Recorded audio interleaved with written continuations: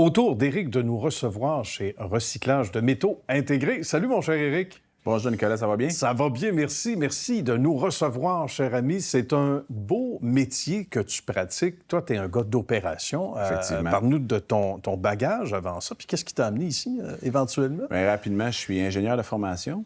J'ai travaillé dans plusieurs industries, manufacturières, construction même. OK.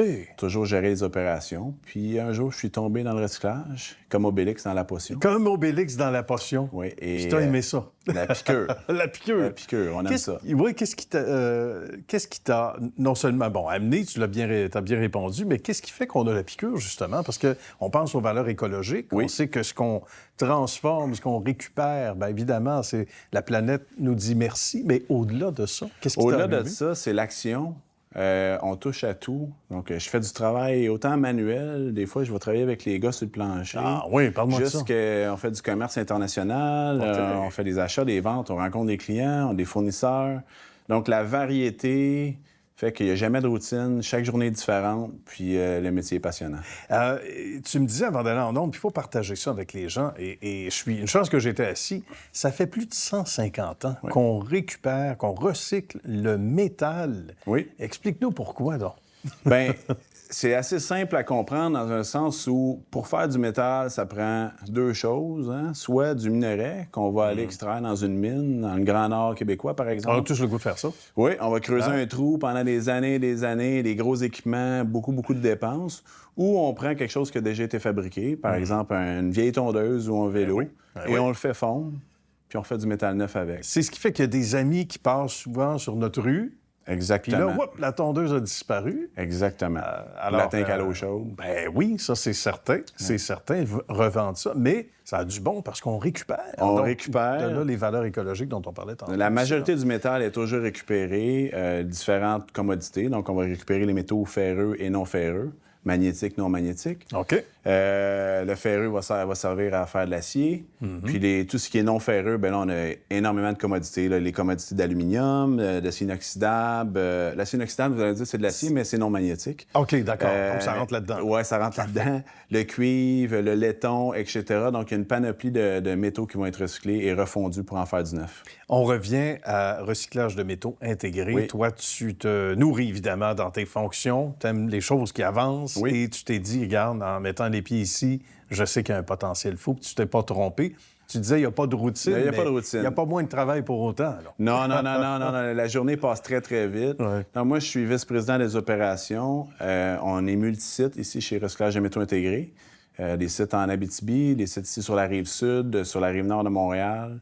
On veut prendre expansion aussi. Donc, moi, c'est la gestion au quotidien des sites. J'ai des directeurs d'opération sur les sites.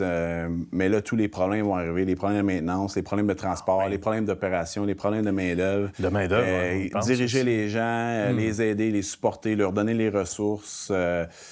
L'approvisionnement, faire les achats, remplacer une machine qui brise, en acheter un autre. Donc, il y a tout ça. Là, qui Il y a est tout inclus. ça. Il y a tout ça. Il faut dire que c'est une industrie qui n'est pas subventionnée. Et ça Non. aussi, ça peut en étonner plus d'un, dont je suis.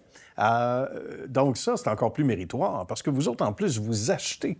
On achète les métaux. Ça fait toute la différence versus les cartons, etc. Là. On Exact. est dans un autre univers. Un autre univers. Par exemple, on peut prendre une usine de manufacture qui font, par exemple, des boîtes électriques, disons, Oui. des boîtes électriques. Oui. Donc, eux, ils vont prendre du métal neuf, vont le plier, le couper, le plier, c'est-à-dire. Mm-hmm. Et les retails, ils doivent s'en débarrasser. Donc, nous, on leur achète. Donc, c'est intéressant pour toutes les industries qui font la transformation. Ben oui. Donc, leur rebut, leurs déchets, devient notre matière première à nous et eux reçoivent une rétribution par rapport à ça. C'est magnifique. C'est-tu pas beau pour l'environnement en plus? On le disait, toutes Merveilleux. les valeurs dont on parlait tantôt. Exactement. Donc, je comprends qu'on doit être justement très, très satisfait en se couchant le soir, Éric, en se disant, regarde, on a fait quelque chose pour la planète. Oui. Si toutes les industries pensaient de la même façon ou pouvaient s'offrir ça, on aurait une planète beaucoup plus propre, là. C'est certain. Il y a des exemples à donner. Hein? C'est inspirant quand même pour d'autres corps de métier, pour d'autres industries.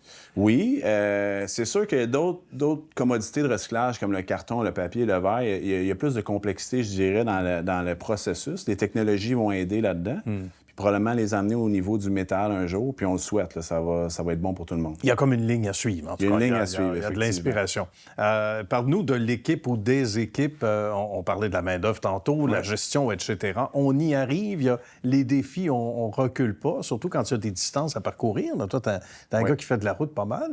Oui, je fais un programme d'assurance spéciale, non? Non, pas du tout. Mais donc, il faut que tu visites ces sites-là. Oui, on visite les sites. Les enjeux sont importants. Et les enjeux, en fait, comme moi, ma philosophie comme gestionnaire, c'est je dois toujours donner du support. J'aime ça être présent. J'aime ça que les gens me voient. Ouais. Je pense que c'est important de les connaître par leur nom aussi. C'est vrai.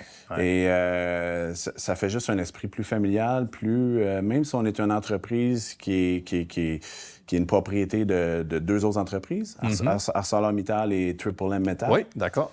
Donc, on est une co-entreprise, qu'on les salue. Il en demeure pas moins qu'on veut garder un certain esprit là, d'équipe familiale et la proximité. Ouais. On veut pas devenir une grosse corporation. Je pense que ça enlève beaucoup là, de l'intérêt de notre entreprise. Oui, c'est certain. C'est plus froid aussi à ce moment-là, mais juste l'approche de connaître les travailleurs, travailleuses, des filles aussi, des dames qu'on salue également, par leur nom, la proximité, serrer des mains, même si ce sont plusieurs sites différents, on sent qu'il y a une proximité. Exactement. Et ça, c'est du bon leadership. De notre ami Eric et de sa belle équipe. Merci d'avoir pris ton temps pour nous aujourd'hui. Je vous remercie beaucoup. Merci. C'était un grand bonheur. Bonne suite de succès, cher ami. Je vous remercie beaucoup. À bientôt. Au revoir.